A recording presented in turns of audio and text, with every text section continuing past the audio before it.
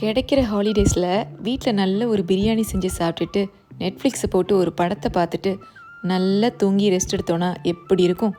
அதையெல்லாம் விட்டுட்டு நான் அங்கே ட்ரிப்பு போகிறேன் இங்கே ட்ரிப்பு போகிறேன் அப்படின்னு ஊராக சுற்றி கருத்து போய் காசு செலவு பண்ணி டயர்டாகி தேவையா இதெல்லாம் அப்படின்னு நினைக்கிறவங்க இங்கே யாராவது இருக்கீங்களா? இருப்பீங்க, தெரியும். ஏன்னா நானுமே அந்த கேட்டகரி தான். முழுசாக இல்லை, ஆனால் பாதி. என்னோடய பிரச்சனை என்னை வெளியில் இழுத்துட்டு போகிறது மட்டும் இல்லை, கூடவே நானே நிறைய காரணங்களை கண்டுபிடிச்சிக்குவேன். எப்படி அப்படின்னா, ஐயோ கிட்ஸை கூட்டிகிட்டு போனால் அவங்களுக்கு ஏற்ற மாதிரி சாப்பாடு கிடைக்குமா, அவங்களுக்கு எல்லா இடமும் பிடிக்குமா, அவங்களுக்கு ரொம்ப போர் அடிச்சதுன்னா என்ன பண்ணுறது, ஒருவேளை சிக்காயிட்டாங்கன்னா, இந்த மாதிரி நிறைய குழப்பம் இருக்கும் மண்டைக்குள்ளே. அதுவும் லாங் ட்ரிப்னால் சொல்லவே வேண்டாம். இதையெல்லாம் மீறி முழுசாக 4 வாரம் கிட்ஸை கூட்டிக்கிட்டு நாங்கள் அமெரிக்காவுக்கு ட்ரிப்பு போயிட்டு வந்தோம்.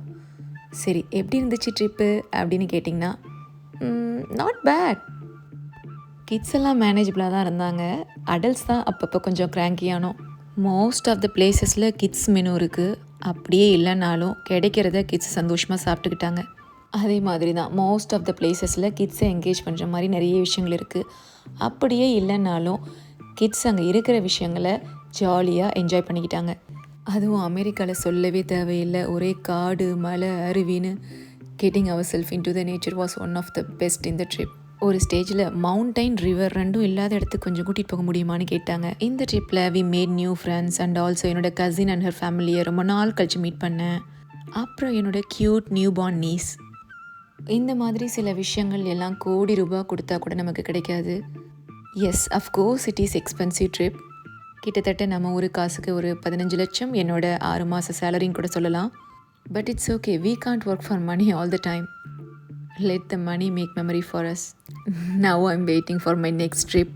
எப்போ எங்கெல்லாம் தெரியாது, but I'm so much looking forward to it now. ஊராக சுற்றி இன்ஸ்டாகிராமில், சோஷியல் மீடியாவில் போஸ்ட் போடுறவங்கள பார்க்கும்போது இவங்களுக்கெல்லாம் டயர்டே ஆகாதா அப்படின்னு சொல்லிகிட்டு இருப்பேன்.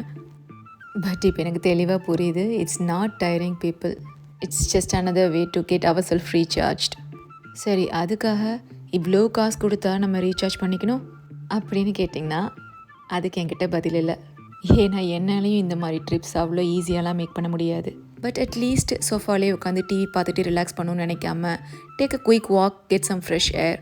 If you're lucky, you will find someone to talk. இல்லைனாலும் it's okay. All right, as we are coming to the end of the video, இதை பார்த்துட்டு இருக்க நீங்கள் ஒரு பேரண்டாக இருந்தீங்க அப்படின்னா இந்த ட்ரிப்புக்காக நான் வாங்கின இந்த ஸ்டோரேஜ் கிளிப் போர்ட் பயங்கர யூஸ்ஃபுல்லாக இருந்துச்சு. லாங் ட்ராவல் மட்டும் இல்லை, லோக்கலுக்கும் ரொம்ப யூஸ்ஃபுல்லாக இருக்குது. Okay guys, thanks for your time. அடுத்த வீடியோவில் பார்க்கலாம். Bye.